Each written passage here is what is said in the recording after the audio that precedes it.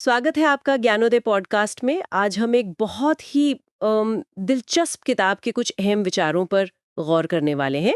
गौर गोपाल दास की life's amazing secrets, how to find balance and purpose in your life. जी। जैसा नाम से ही लगता है, ये किताब जीवन में बैलेंस, संतुलन और उद्देश्य उद्देश्य ढूंढने के राज खोलने का दावा करती है। हमारे पास इसके कुछ खास हिस्से हैं जिनसे हम आज की चर्चा में गहरे सबक निकालने की कोशिश करेंगे। तो कहानी शुरू होती है मुंबई की। आप जानते हैं वो भागम भाग वाली ट्रैफिक, उसमें फंसी एक कार से। अंदर दो लोग हैं, एक तो साधु यानी खुद लेखक गौर गोपाल दास, और दूसरा एक कामयाब बिजनेसमैन हैरिस। हैरी वो इंसान है जिसके पास मतलब दुनिया की नजर में तो सब कुछ है, पैसा, परिवार, ऐशो आराम, सब। फिर भी वो अंदर से एक अजीब सा खालीपन महसूस करता है, एक बेचैनी सी। वो साधु से अपनी परेशानी बताता है कि भाई काम का तनाव है, पत्नी से थोड़ी दूरी बढ़ गई है और जीवन जीने का वो मजा, वो उत्साह कहीं खोसा गया है। उसे लगता है कि सफलता तो मिल गई पर शांति कहीं पीछे छूट गई। और गौर गोपाल दास वो बस शांति से सुनते हैं, कोई लेक्चर नहीं देते, बल्कि कहानियों से, हल्के फुल्के सवालों से वो हैरी को और हमें भी जीवन की गहराइयों में झांकने का एक मौका देते हैं। और यहीं से किताब का सबसे अहम विचार, एक मेटाफर, एक रूपक सामने आता है कि हमारा जीवन भी एक कार की यात्रा जैसा ही है। बिल्कुल। और ये रूपक बहुत शक्तिशाली है। किताब समझाती है कि जैसे एक कार ठीक से चले, स्मूथली चले, इसके लिए क्या जरूरी है? यही कि उसके चारों पहिए ठीक से काम करें और उनमें संतुलन हो, अलाइनमेंट जिसे कहते हैं। ठीक वैसे ही हमारे जीवन की गाड़ी को भी सही चलाने के लिए चारों पहियों का संतुलित होना बहुत जरूरी है। अच्छा, तो ये चार पहिए कौन से? ये चार पहिए हैं। पहला हमारा व्यक्तिगत जीवन, यानी हम अकेले में कैसे हैं, खुद के साथ हमारा रिश्ता कैसा है। दूसरा हमारे रिश्ते, परिवार, दोस्त, हमारे साथी। तीसरा हमारा कामकाज, हमारा करियर या जो भी हम रोजमर्रा में करते हैं। और चौथा पहिया है हमारा सामाजिक योगदान, मतलब हम समाज के लिए, दूसरों के लिए क्या करते हैं। तो आज ज्ञानोदय पॉडकास्ट पर हमारी इस चर्चा का मकसद यही है, इन स्रोतों से जो सीखा है उसके जरिए ये समझना कि ये संतुलन आखिर साधा कैसे जाए और जीवन का असली उद्देश्य कैसे मिले। चलिए इस यात्रा पर आगे बढ़ते हैं। जरूर। तो जैसा आपने कहा, जीवन एक गाड़ी है और चार पहियों का संतुलन जरूरी है। किताब इस बात पर जोर देती है कि हम अक्सर गलती कहाँ करते हैं। हम शायद किसी एक पहिए पर, मान लीजिए करियर वाले पहिए पर, इतना ज्यादा ध्यान दे देते हैं कि बाकी पहिए जैसे रिश्ते, सेहत, मन की शांति, वो कहीं पीछे छूट जाते हैं। फिर गाड़ी डगमगाने लगती है ना? बिल्कुल। जैसा किताब में कहा भी है, खुशी रफ्तार में नहीं, संतुलन में है। सही बात है। और ये आज के दौर की एक बड़ी सच्चाई है। हम बाहरी सफलता के पीछे भागते हुए अंदर की स्थिरता को भूल जाते हैं। आप सोचिए, अगर गाड़ी का एक टायर पंचर हो जाए या उसमें हवा कम हो तो सफर कैसा होगा, भले ही गाड़ी लाखों की हो। हाँ, मुश्किल हो जाएगा। बिल्कुल। वैसे ही अगर रिश्ते ठीक नहीं है या मन में उथल पुथल है तो चाहे आप कितना भी पैसा कमा लें, अंदर एक खालीपन सा लगता रहता है। ये समझना मुझे लगता है ज्ञानोदय पॉडकास्ट के श्रोताओं के लिए भी काफी अहम हो सकता है कि असली दौलत सिर्फ बाहर नहीं, अंदर भी है, और वो संतुलन से आती है। हमारी आदतें, हमारे विचार, हमारी भावनाएं और सबसे जरूरी हमारे मन की शांति। किताब एक बड़ी पते की बात कहती है कि अगर अंदर ही शांति नहीं है, अंदर ही तूफान है, तो बाहर की दुनिया की कोई भी जीत आपको सुकून नहीं दे सकती। एक जगह लिखा है कि लोग पैसा कमाने में पूरी जिंदगी लगा देते हैं और फिर वो सारा पैसा शांति ढूंढने में खर्च कर देते हैं। ये वाकई सोचने वाली बात है। हाँ, बहुत गहरी बात है। तो इसे सुधारा कैसे जाए? किताब आत्मचिंतन यानी सेल्फ रिफ्लेक्शन पर बहुत जोर देती है। मतलब रुक कर खुद से पूछना, मैं असल में कौन हूँ, मेरी असली जरूरतें क्या हैं, क्या चीज मुझे वाकई में खुशी देती है। खुद को जानना। हाँ, और छोटे छोटे अभ्यास, जैसे सुबह उठकर कुछ पल शांति से बैठना, दिन भर में मिली चीजों के लिए शुक्रगुजार होना, आभार व्यक्त करना, और किसी बात पर एकदम से रिएक्ट करने के बजाय एक पल रुककर सोचना। ये कुछ तरीके हैं जिनसे हम अपने अंदरूनी पहिए को मजबूत कर सकते हैं। हाँ, और ये बात सीधी जुड़ती है अध्याय 6 से, जहां मन की प्रकृति को समझाया गया है। मन को कभी एक युद्ध का मैदान कहा गया है, तो कभी एक बेचैन बंदर की तरह जो एक डाल से दूसरी पर कूदता रहता है, मंकी माइंड जिसे कहते हैं। अच्छा। हम अक्सर अपने ही विचारों में उलझ जाते हैं, पुरानी कड़वी बातें सोचते रहते हैं या फिर आने वाले कल की चिंता करते हैं, बेकार के डर पालते हैं। लेकिन किताब एक बहुत खूबसूरत बात कहती है कि आप समुंदर की लहरों को उठने से रोक नहीं सकते, लेकिन आप उन लहरों पर तैरना यानी सर्फिंग करना सीख सकते हैं। वाह। मतलब बाहरी हालात या दूसरों का बर्ताव बदलना हमेशा हमारे हाथ में नहीं होता, पर हम उन पर रिएक्ट कैसे करते हैं ये जरूर सीख सकते हैं। तो ये सर्फिंग कैसे सीखी जाए मन की लहरों पर? इसके लिए कुछ तकनीकों का जिक्र है किताब में। एक है माइंडफुलनेस, सजगता। इसका सीधा सा मतलब है अपने विचारों को, अपनी सांसों को, अपने आसपास जो हो रहा है उसे बिना जज किए बस ध्यान से देखना और महसूस करना। अच्छा। ये हमें विचारों के बहाव में बहने से रोकता है। दूसरा, पॉजिटिव चीजें देखना, सुनना, पढ़ना, अच्छी किताबें, प्रेरणा देने वाले लोग।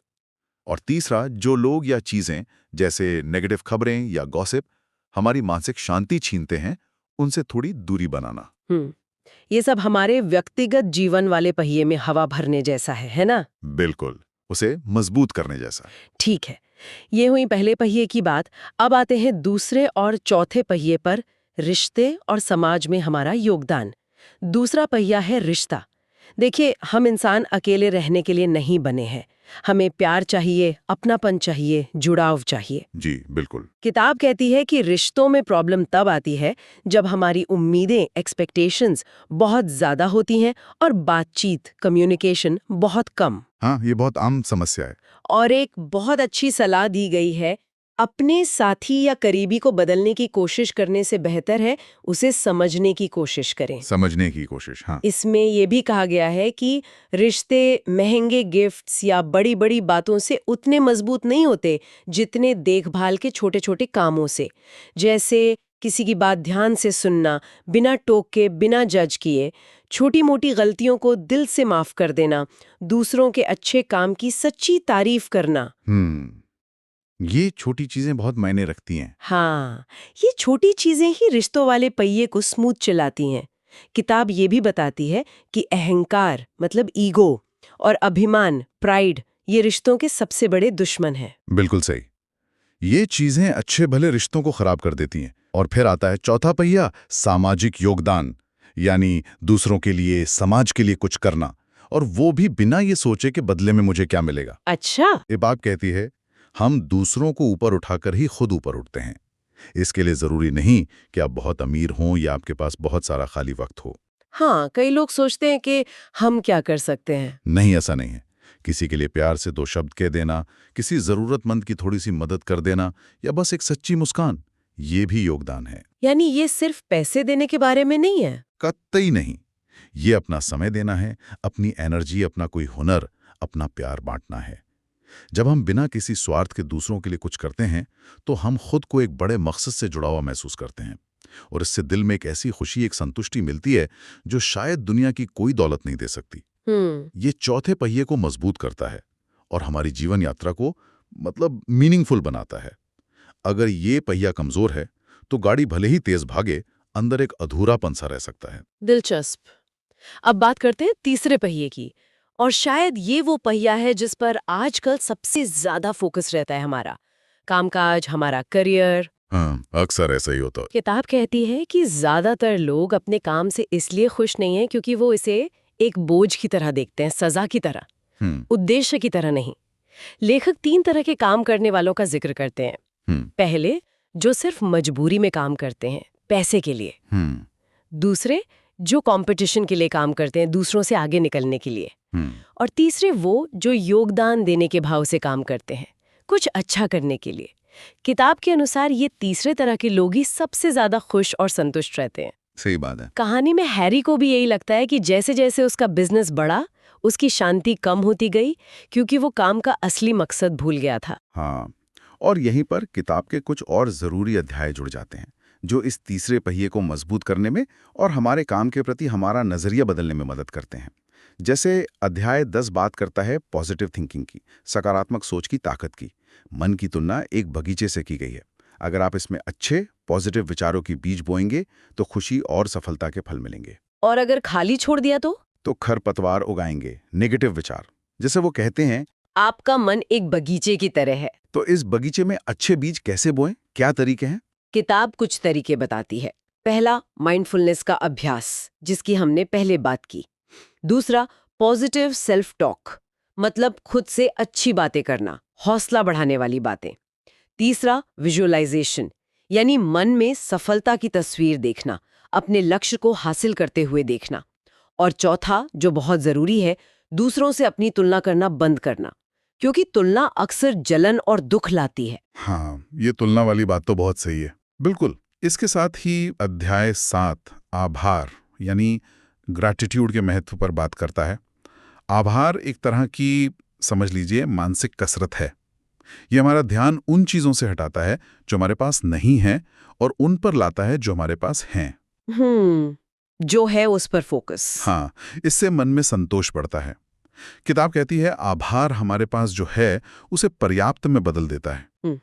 रोज रात को सोने से पहले सिर्फ 3 या 5 ऐसी चीजों के बारे में सोचना जिनके लिए आप शुक्रगुजार हैं, ये भी बड़ा बदलाव ला सकता है। सच में? बस इतना सा? हाँ, छोटा सा अभ्यास है पर असरदार है।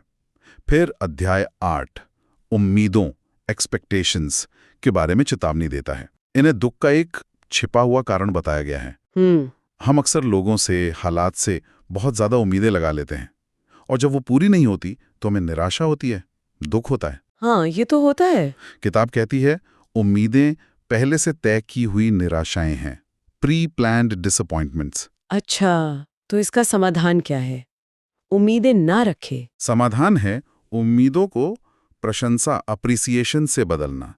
जो मिल रहा है, जैसा मिल रहा है, उसकी कदर करें, उसे अप्रिशिएट करें। ठीक है। और फिर अध्याय 9 बात करता है क्षमा की, फॉरगिवनेस की, जो शायद सबसे मुश्किल है लेकिन सबसे जरूरी भी।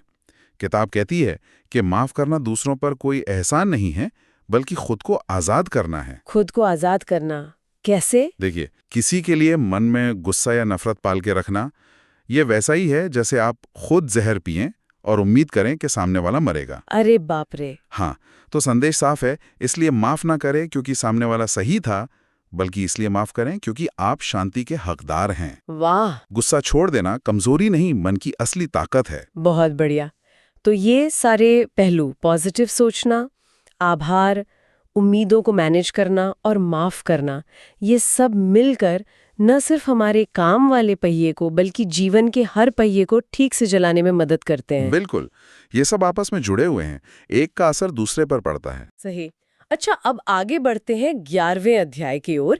ये आध्यात्मिकता, स्पिरिचुअलिटी की बात करता है और यहाँ इसे किसी खास धर्म या पूजा पाठ से नहीं जोड़ा गया है। नहीं, बिल्कुल नहीं। ये बात करता है एक गहरे आंतरिक जुड़ाव की, जीवन के बड़े उद्देश्य को महसूस करने की और जागरूकता, अवेयरनेस के साथ जीने की। जैसा किताब कहती है, आध्यात्मिकता जीवन की सच्चाइयों से भागना नहीं है, बल्कि पूरी जागरूकता के साथ जीवन को जीना है। ये कर्मकांड से ज्यादा अंदर झांकने के बारे में है, सचेत होकर अपने काम करने के बारे में है, दूसरों के प्रति करुणा रखने के बारे में है। सही कहा, ये एक अंदरूनी अनुभव ज्यादा है। तो इसे रोजमर्रा की जिंदगी में कैसे लाया जाए? इसके लिए बहुत सिंपल लेकिन गहरे अभ्यास बताए गए हैं, जैसे रोज कुछ देर ध्यान करना या बस शांति से बैठकर अपनी सांसों पर ध्यान देना, आत्मचिंतन करना जैसा हमने पहले भी कहा, और सेवा के कार्य करना, दूसरों की मदद करना। ये अभ्यास हमें अपने बाहरी रूप, अपनी पहचानों से परे अपने सच्चे स्वरूप से जोड़ते हैं। और अंत में 12वां अध्याय ये इन सब बातों को समेटते हुए उद्देश्यपूर्ण जीवन यानी लिविंग विथ पर्पस की बात करता है। वो बड़ा सवाल, मैं यहाँ क्यों हूँ? मेरे जीवन का मकसद क्या है? हाँ, ये सवाल हम सबके मन में कभी ना कभी आता है। किताब समझाती है कि उद्देश्य सिर्फ आपकी नौकरी का टाइटल या बैंक बैलेंस नहीं है। ये वो वजह है जो आपको सुबह बिस्तर से उठाती है, जिसके लिए आप जीते हैं, अपना योगदान देते हैं और एक बेहतर इंसान बनते हैं। तो इसे खोजा कैसे जाए?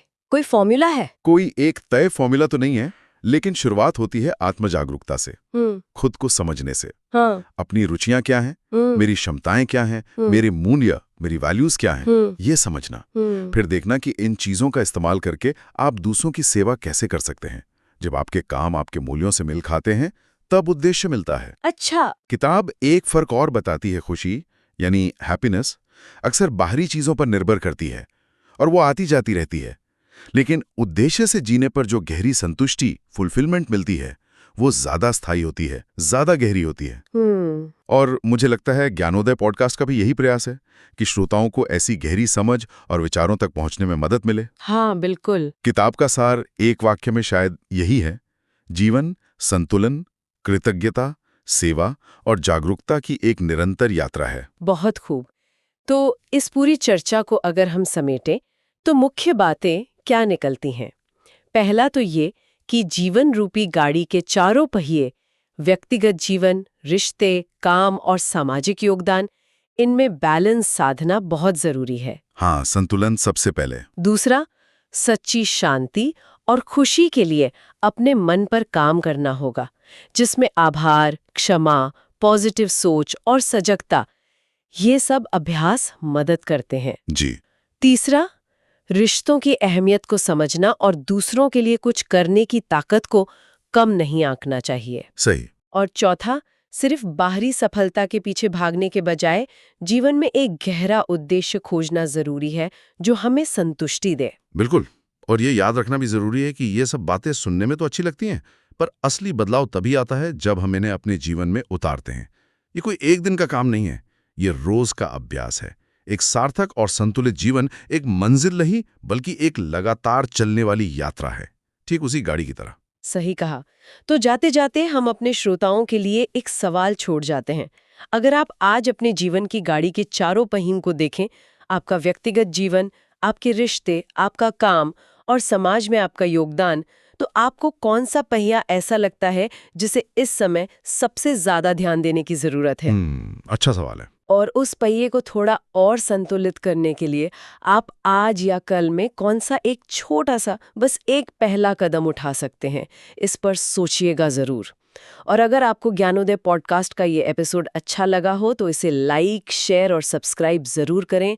आपका समर्थन हमारे लिए बहुत मायने रखता है। जी हाँ, जरूर करें। कमेंट में हमें बताइए कि इस चर्चा का कौन सा हिस्सा आपको सबसे ज्यादा उपयोगी लगा या किस विचार ने आपको सोचने पर मजबूर किया। हाँ, हमें आपके विचार जानना अच्छा लगेगा। और हमें ये भी बताइए कि आप अगली बार किस किताब या किस विषय पर ऐसी ही गहरी चर्चा सुनना चाहेंगे। आपके सुझावों का हमेशा स्वागत है। ज्ञानोदय पॉडकास्ट सुनने के लिए आपका बहुत बहुत धन्यवाद। धन्यवाद। मिलते हैं अगली चर्चा में।